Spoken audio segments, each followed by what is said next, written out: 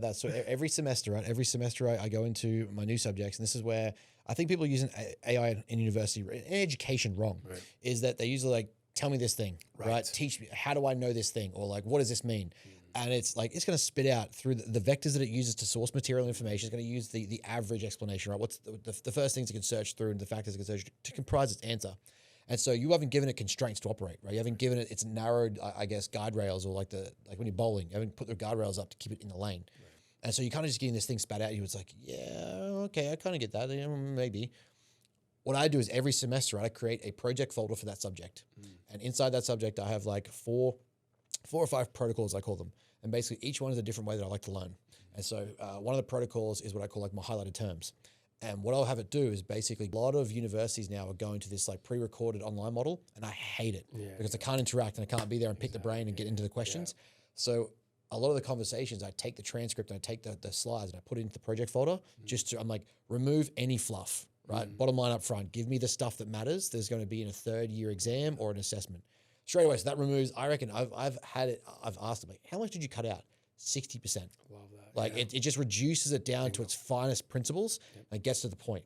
And then I'm like, okay, so I learned through subjectivity, I learned through history, I learned through bodybuilding, I learned through sports development, I learned through those subjective applications, right? Taking an unknown opponent with a known gives me a conditioned stimulus response. I can now associate that information. I understand the context which it's delivered. Okay, cool. That's how like I like to do it. So when you spit out the key points, it needs to be, here's a real world example, here's a subjective example, and here's a clinical definition. So now I'm getting how do I apply this to my athletes? How do I apply this to my gen pop?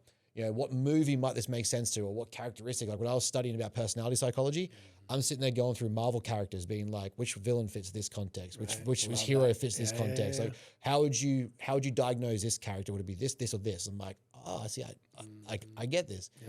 And so I'm using AI to apply a subjective lens and break it down in a way where I can then use that. And I can recall that, I can store that information.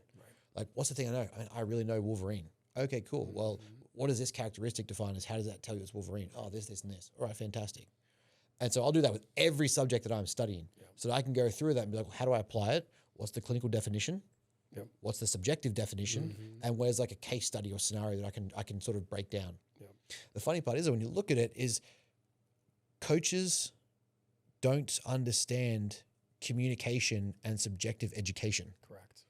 A lot of the time, like even in our space of coaching, like one-to-one coaching, not the team space, the power that you have with someone, if you can articulate something the right way, but we get caught up in this idea that our way is the right way or our language is the right language, instead of looking at it through how they're going to interpret it. I don't want to have to sit there and explain this to 30 people. You don't have to.